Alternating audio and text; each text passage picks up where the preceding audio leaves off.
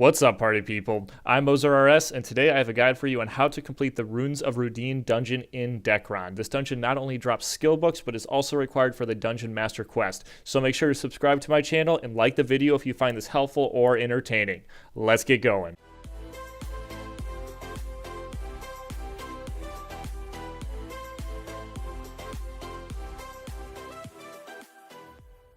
The Runes of Rudene are located in Dravis Village, so in order to get there, you can take the teleporter from Ardeka to Crespo and run northeast. From there, you will appear in the Valley Rift, and once again, you're going to be running east, and you are going to head to Dravis Village, and once you are in Dravis Village, you are again going to head east until you find the entrance to the dungeon. Before starting the dungeon, I also recommend grabbing the daily quest from NPC Sophos, as it gives adventure points and a nice chunk of XP.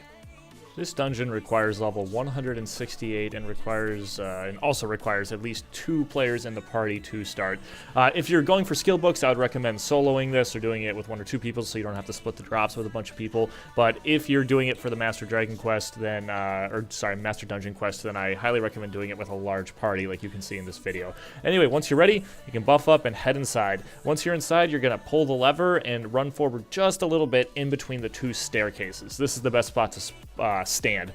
Here you're just going to hang out and you're going to kill all the monsters that come at you, and once you have killed all those monsters, the gate in front of you will open and you can progress forward. After passing through the gate, you're going to want to head to your right and up the stairs, and there you're going to have to fight a mini-boss. This mini-boss is really easy to beat. You're just going to DPS him down, and once he's dead, you're going to head a little bit to left and down the stairs to the next area. Here, your first goal is going to be to kill all the pylons. They're just the NPCs that are around. You're going to want to mob all of them up and kill them. When you cross the bridge, you're going to want to head right first, and you're going to see this glowing red orb. You're going to want to kill this glowing red orb, because if you do not, the mini-boss that you have to fight next will drain all your HP to 0, and it's very easy to die here. So you want to make sure you kill that orb. You can't directly target it, and if you have trouble with that, you can always just stack the minions on top of the orb and use an AoE skill and kill the orb that way.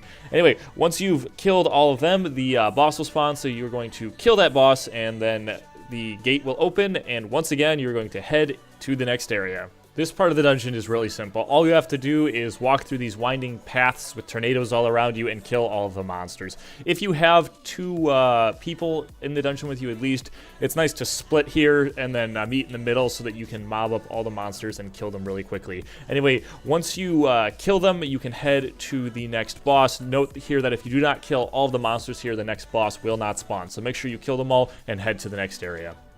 Here you will be facing your first main boss, the Nymph. Now, as you can see here, we totally just wrecked this thing because we're with a large party, and in general, it's not very hard. It does have a couple of AoE attacks that you want to watch out for, but as long as you have, I would say, at least, 40 to 50% monster damage tolerance, you're not going to have any issue with this boss at all. You can just stand there, tank him, and DPS him down. And so yeah, finish him off and head on. After running through a winding path here, you're going to be coming to your last boss before the final boss of this dungeon. This boss looks pretty similar to the boss that you just fought, except he's fire-based. So yeah, big fire boss, is what I like to call him. But once again, some AoEs to watch out for. But like I said before, as long as your monster damage tolerance is pretty good, you're not really going to take too much damage here. So once again, DPS down this boss and progress through the dungeon. Okay guys, time for the final boss of this dungeon, Rudene. As you can see here, you just head on forward, you go through the teleporter, and you will appear at the boss. Now, once again, we totally destroyed this boss, so you don't get to see his mechanics, but if you're doing this on your own and it takes a little bit longer, you will get a warning, and sections of the floor will have lights appear on them, and then after a while, those lights will fill with, I believe it's lava or something like that, and it does a ton of damage to you. I think it just one-hits you, so you need to make sure you avoid that when you're doing this boss. He does do a decent amount of damage to you, so you want to keep an eye on your health, and he has a lot of health, but if you have a big party like this, he will be no problem for you at all. So yeah, take out this boss, get your loot. Once again, you can get Meister skill books from this. You can get Trusty armlet pieces, all that kind of good stuff. You can also get stuff for your Semper item, which is really useful. So yeah, head out of the dungeon, and that's it, guys. I hope you found this guide helpful. Don't forget to turn in your daily quest that you took at the beginning at NPC Sophos to get some adventure points and extra XP. Yeah, so if you guys have any questions or suggestions, as always, you can leave them in the comments. And until next time, guys, take care.